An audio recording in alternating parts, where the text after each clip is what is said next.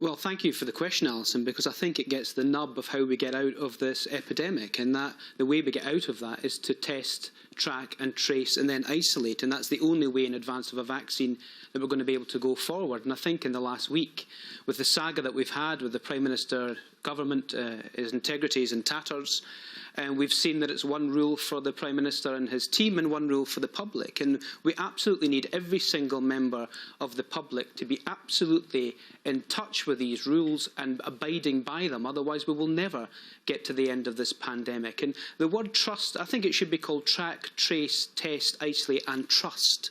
And the Scottish Government's also got a big question to answer here in terms of trust, because if you go back to the very start of this pandemic, the ground zero pandemic in Edinburgh was at a Nike conference in a city centre hotel, and the public weren't told about that. Now, the reason that's such a difficult story for the Scottish Government is twofold. One, you need the public to be involved in this, so that they can be used to help track and trace the people that potentially have been infected.